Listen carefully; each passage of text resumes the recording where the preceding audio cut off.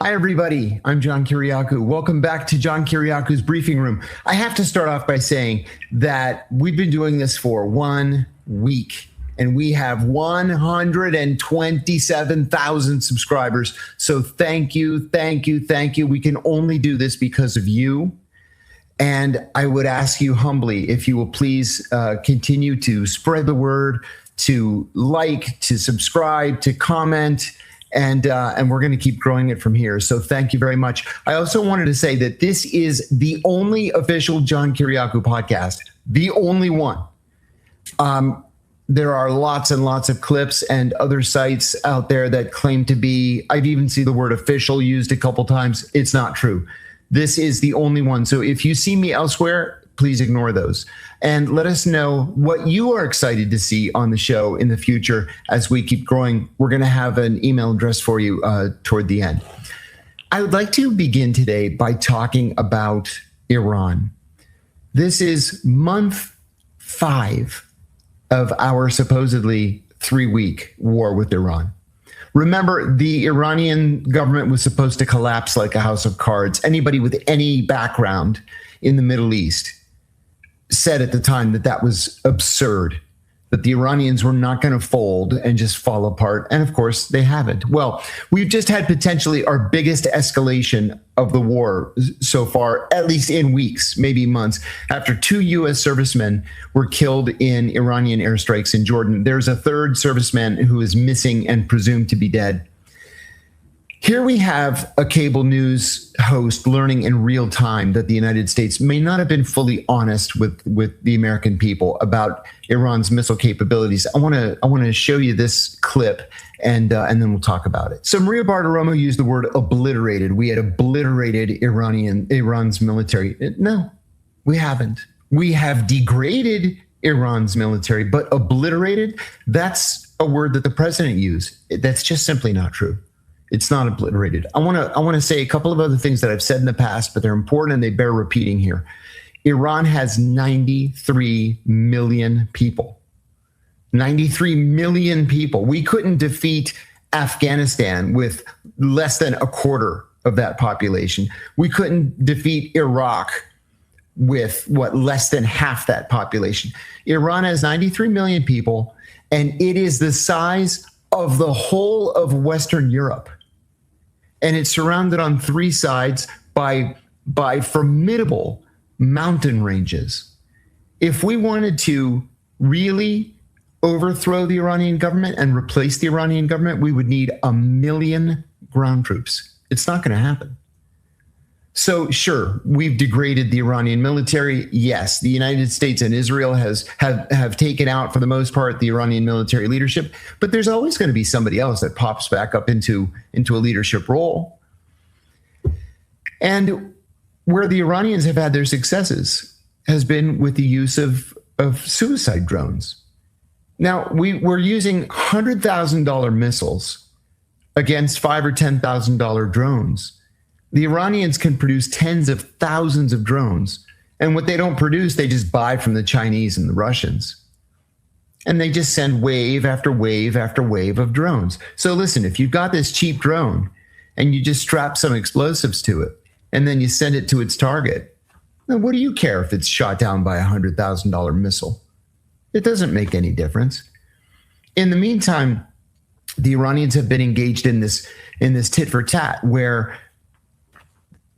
the Iranians hit a desalination plant in Kuwait yesterday. We're going to talk about that in a minute. Why hit a desalination plant? That's technically a war crime. You can't hit infrastructure. So why would the Iranians be hitting critical infrastructure? It's because the United States and Israel are hitting critical infrastructure in Iran. And just a day earlier, the U.S. blew up an Iranian desalination plant. So these are tit for tat attacks. There's additional breaking news this morning, according to the New York Times, but they are not compelled. The Pentagon is not compelled to report these figures. There's no law that says they have to report these figures. And why isn't there no law? Or why is there no law? It's because Congress is asleep at the switch and they never passed any such law. And so the Pentagon says, why would we inform Capitol Hill? Why would we inform the media that our helicopters are being destroyed by Iran, or we have dozens of people injured when we don't have to? And that's exactly what's happening. So anyway, in this episode, I want to answer a simple question. Is the US government giving the public an accurate picture of Iran's military capabilities? And what does that mean for where this war goes next? We're going to take a short break and address that question. I've made my share of enemies over the years. And since going public on the CIA's torture program, I've gotten a lot more strangers who know who I am. So safety and security are not abstractions to me. They're daily concerns. All that personal data floating around the internet has real world consequences. And honestly, most people have no idea how exposed they are. That's why I personally use Delete Me. In plain terms, they do the hard work of wiping your and your family's personal information off these broker sites. For someone like me, that peace of mind is worth a lot. Take control of your data and keep your private life private by signing up for Delete Me. Now at a special discount for our listeners, today get 20% off your Delete Me plan when you go to joindeleteme.com/JKBR and use promo code JKBR at checkout. The only way to get 20% off is to go to joindeleteme.com/JKBR and enter code JKBR at checkout. That's joindeleteme.com/JKBR, code JKBR.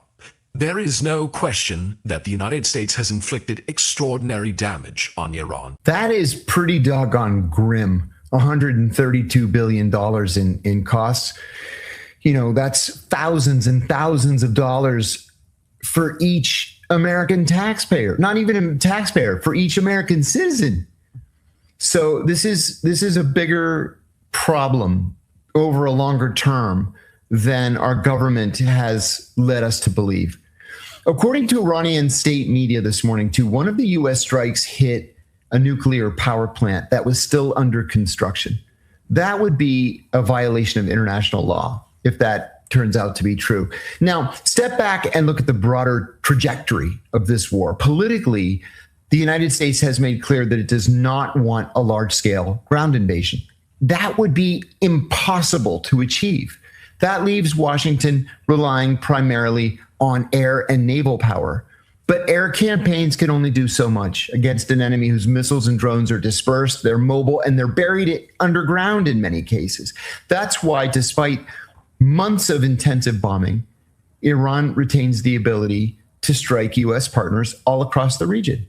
It's not just Kuwait, Bahrain, Qatar, Oman, the UAE, Saudi Arabia, which are right there, a hop, skip, and a jump from Iran. It's Jordan, it's Iraq, and it's in the Red Sea. So even though the U.S. threatened to go after Iran's civilian infrastructure, like its bridges, its power plants, its desal plants, Iran still retains an ability to go after similar structures in Jordan, in Kuwait, and elsewhere around the Gulf Cooperation Council states. That creates a strategic dilemma for the White House. U.S. allies in the region have little interest in seeing this conflict expand. I'll rephrase, they have zero interest in seeing this conflict expand into attacks on infrastructure, civilian infrastructure inside their own borders. That would be a disaster.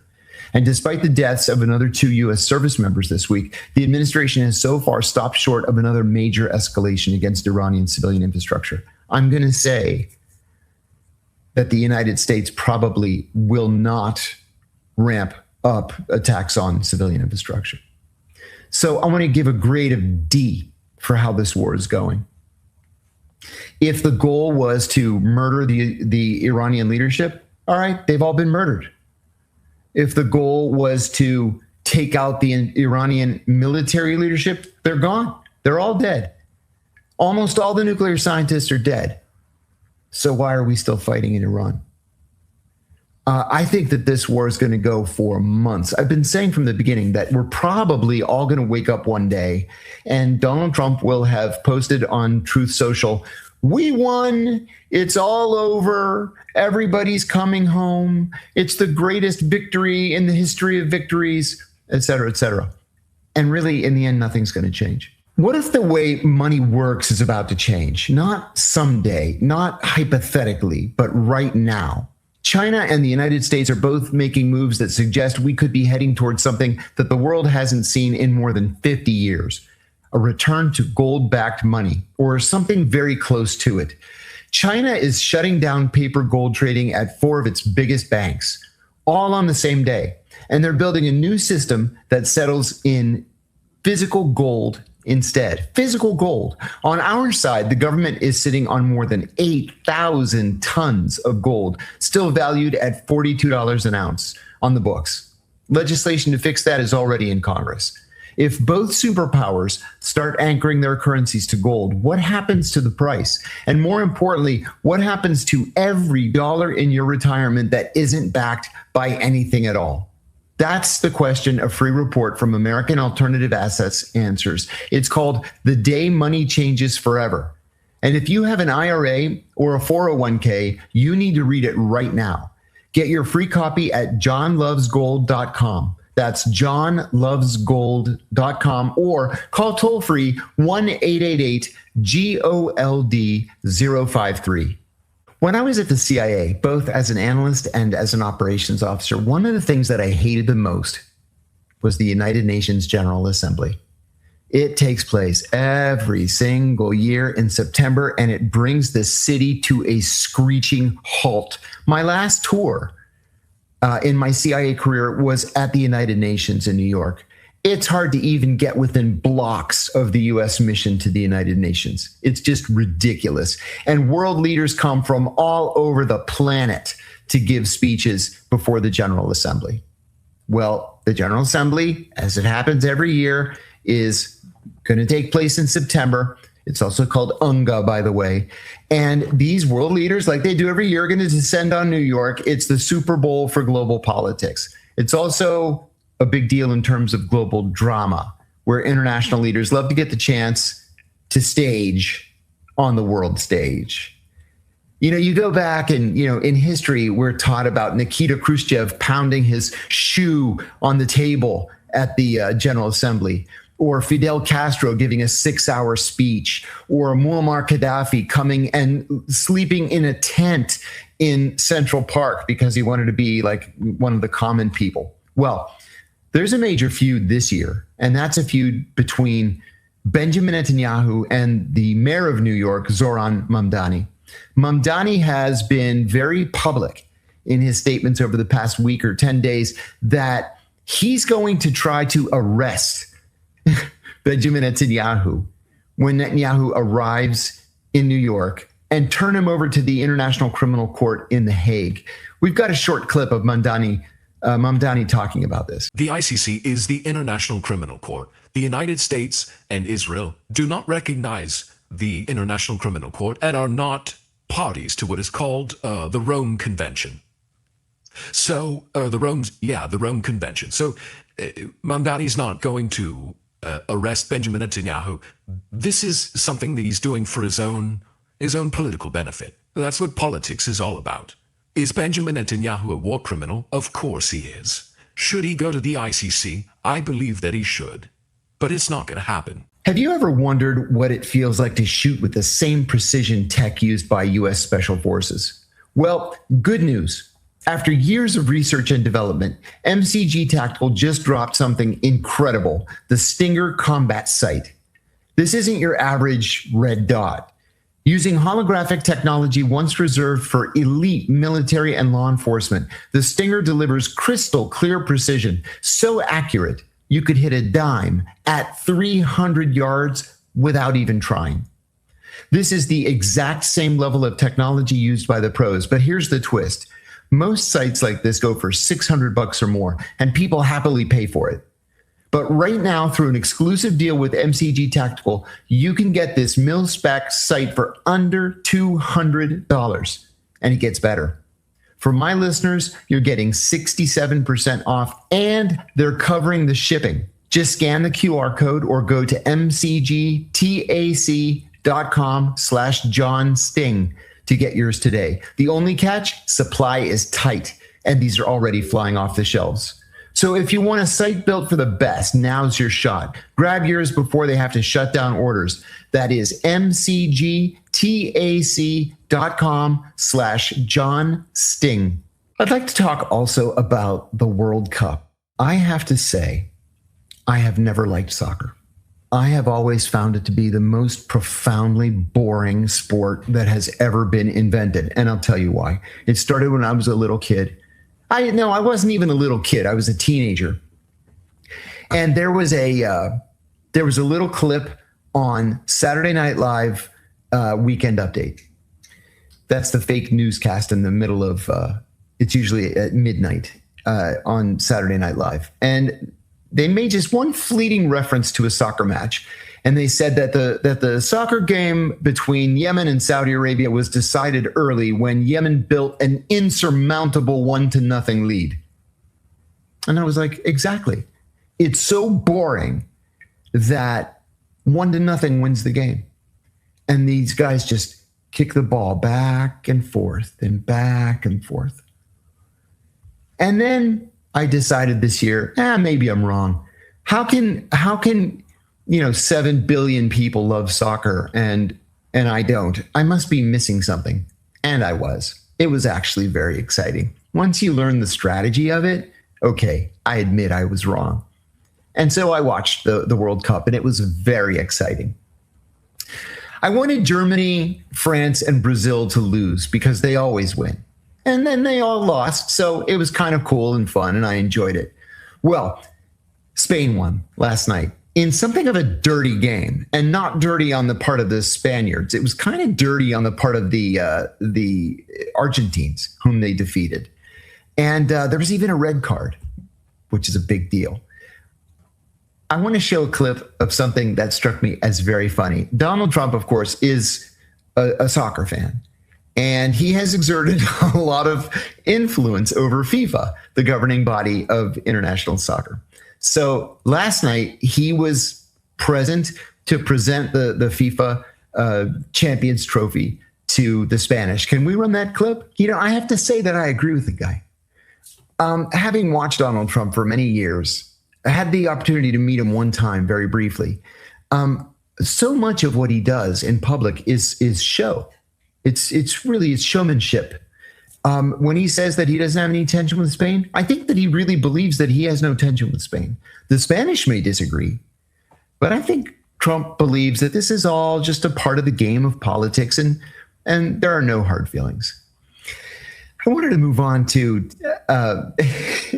something that we started last time, talking about.